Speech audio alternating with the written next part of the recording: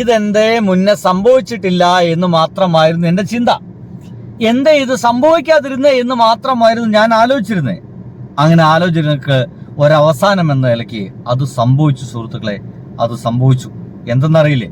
സംഗതി സംഭവിച്ചത് ഇതാണ്. നിങ്ങൾക്കിപ്പോൾ അത് കാണാൻ കഴിയുമെന്ന് വിചാരിക്കുന്നു. അല്ല, ഭക്ഷണം മാത്രം കിട്ടുന്നവരുണ്ട്, ഭക്ഷണവും പാർപ്പിടവും വസ്ത്രവും കിട്ടുന്നവരുണ്ട്, ഇത് മൂന്നും കിട്ടുന്നവരുണ്ട്. പക്ഷെ അപൂർവമായിട്ട് മാത്രമേ ഇങ്ങനെ പാർപ്പിടം, ഒരു ജനത, ഒരു നാട്ടിലെ ജനങ്ങൾ മുഴുവൻ എല്ലാവരും ചേർന്ന് ഇങ്ങനെ നിരാശ്രയരായ ഇങ്ങനെ ഒരു ലാഭത്ത് സംഭവിച്ച ആളുകൾക്ക് വേണ്ടി സംഭാവന ചെയ്തുണ്ടാക്കിയത് ജനങ്ങളുടേതാണ്. അപ്പോൾ നമ്മുടെ ജനങ്ങളുടെ മനസ്സാണ് ഈ കാണുന്നത്. കേരളത്തിലെ ജനങ്ങളിൽ നിന്ന് പിരിച്ച കാശാണല്ലോ സർക്കാർ കൊടുക്കുന്നത്. ജനങ്ങൾ അല്ല, അത് നമുക്കറിയില്ല. ജനങ്ങൾ നമ്മൾ കൊടുത്തതാണ്, നമ്മുടേതാണ്. കേരളത്തിന്റെ ഒരു എന്താ പറയാ, സോഷ്യൽ ക്യാപിറ്റൽ, സാമൂഹ്യ മൂലധനമാണ് ഈ കാണുന്നത്.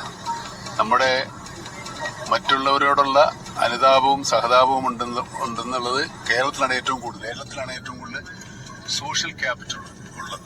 സുഹൃത്തുക്കളെ, മമ്മൂട്ടി എന്ന് പറഞ്ഞ മനുഷ്യൻ വയനാട് സന്ദർശിച്ചിരിക്കുന്നു. ഇതെന്താ സംഭവിക്കാത്ത എന്ന് മാത്രമായിരുന്നു ഞാൻ കഴിഞ്ഞ കുറച്ച് ദിവസമായിട്ട് ആലോചിച്ചിരുന്നത്. മമ്മൂക്ക സന്ദർശിക്കാനുള്ള സമയം കഴിഞ്ഞല്ലോ. മമ്മൂട്ടി സന്ദർശിക്കേണ്ടതാണ്. കാരണം അത്രയേറെ നന്മ പ്രവൃത്തികൾ ചെയ്യുന്ന ഒരു വ്യക്തിയാണ് മമ്മൂട്ടി എന്ന് പറയുന്നത്. അത് മാത്രമല്ല, ഇടതുപക്ഷത്തോട് ചേർന്ന് നിൽക്കുന്ന, ഇപ്പോഴും നമ്മുടെ കൈരളി ടിവിയുടെ ചെയർമാൻ സ്ഥാനത്ത് നിന്ന് ഇപ്പോഴും മാറി നിൽക്കാത്ത, നമ്മുടെ പിണറായി വിജയനുമായിട്ട് അത്രയേറെ സൗഹൃദം സൂക്ഷിക്കുന്ന ഒരു മനുഷ്യനാണ്. അദ്ദേഹം വിളിച്ചു കഴിഞ്ഞാൽ ഏത് പ്രോഗ്രാമിനും ഒരു മടിയും കൂടാതെ പങ്കെടുക്കുന്ന ഒരാൾ കൂടിയാണ് മമ്മൂട്ടി എന്ന് പറയുന്ന മനുഷ്യൻ.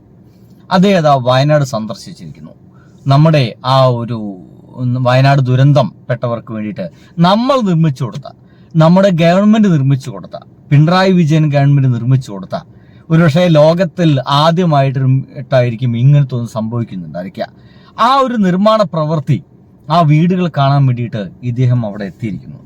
എത്തുക മാത്രമല്ല, അവരോടൊപ്പം അല്പസമയം ചെലവഴിക്കാൻ കൂടി ഇദ്ദേഹം തയ്യാറായി എന്നുള്ളതാണ്. അത് അതിഗംഭീരമായിട്ടുള്ള ഒരു കാഴ്ചയായിരുന്നു.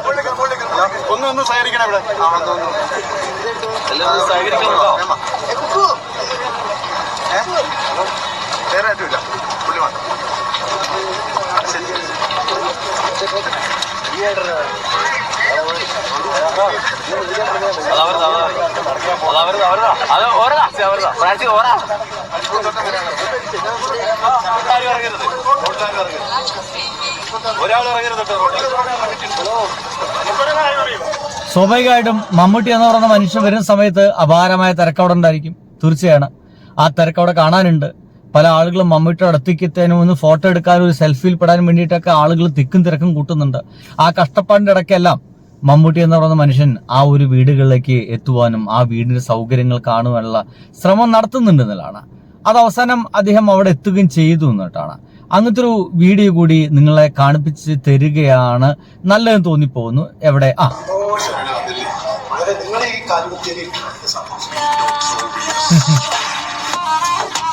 നിങ്ങളവിടെ കാല് കുത്തിയതിൽ വലിയ സന്തോഷമുണ്ടെന്ന് പറയുന്നത് ആ വീടിന്റെ ഒരു ഉടമസ്ഥനാണ്.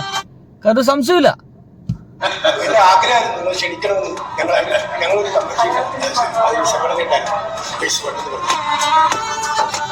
ഇനി ഇതിന്റെ ഒരു രാഷ്ട്രീയ മാനം ഞാൻ പറയാൻ കേട്ടോ. ഇതിനൊരു രാഷ്ട്രീയമുണ്ട്. മമ്മൂട്ടി ഈ ഒരു പെരയിലേക്ക്, അങ്ങനെയൊന്നും പറയാൻ പാടില്ല, അതിഗംഭീരമായിട്ടുള്ള ഈ ഒരു ഗൃഹത്തിലേക്ക്, വയനാട്ടുകാർക്ക് കൊടുത്ത ആ ഒരു വീട്ടിലേക്ക് കയറിയതിലെ ഒരു അതിഗംഭീരമായ രാഷ്ട്രീയമുണ്ട്, ഒരു സംശയമില്ല. നമുക്ക് എല്ലാവർക്കും അറിയുന്ന പോലെ മമ്മൂട്ടി ഒരു ഇടതുപക്ഷ മനസ്സുള്ളൊരു ചങ്ങാതിയാണ്. ഇടതുപക്ഷത്തോടൊപ്പം ചേർന്ന് നിൽക്കാൻ ശ്രമിക്കുന്ന ഒരാളാണ്. ഒരു മതേതരനായ മനുഷ്യനാണ്.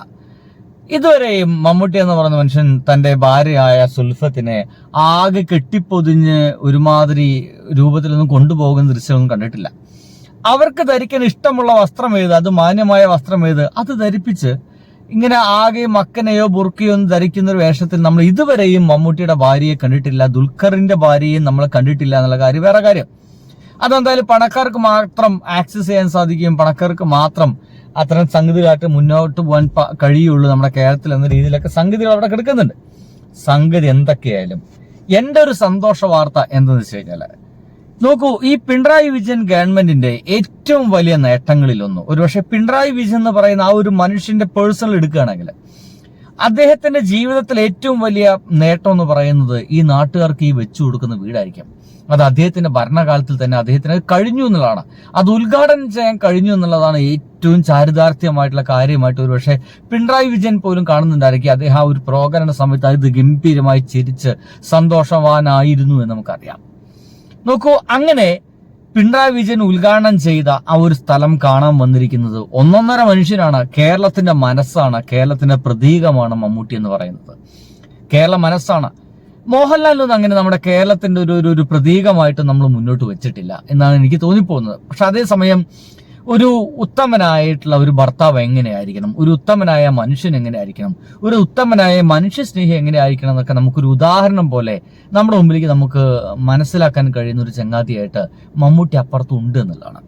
അതുകൊണ്ട് തന്നെ അങ്ങനെയുള്ളൊരു മനുഷ്യൻ ഈ ഒരു ടൗൺഷിപ്പ് കാണാൻ വരിക, ആ ടൗൺഷിപ്പിനെ കുറിച്ച് സംസാരിക്കുക, എങ്ങനെയുണ്ടെന്ന് ചോദിക്കുമ്പോൾ അതിന്റെ ഉത്തരം അതിഗംഭീരമാണ്. ഒരുപക്ഷെ ഇതൊരു അത്ഭുതമാണെന്ന് അദ്ദേഹം പറഞ്ഞു വെക്കുന്നത്. ഇതിന്റെ ഭാഗമായിട്ട് അടുത്ത തവണ വീണ്ടും LDF ജയിക്കുമെന്ന് ഇതിന്റെ ഉത്തരമായിട്ട് അദ്ദേഹം, അതൊക്കെ ജനങ്ങൾ തീരുമാനിക്കണം. നമ്മൾ ജനങ്ങൾ കൊടുത്ത പണം കൊണ്ട് ഈ ഗവൺമെന്റിന് ഇങ്ങനത്തെ ഒരു വീട് നിർമ്മിക്കാൻ കഴിഞ്ഞു.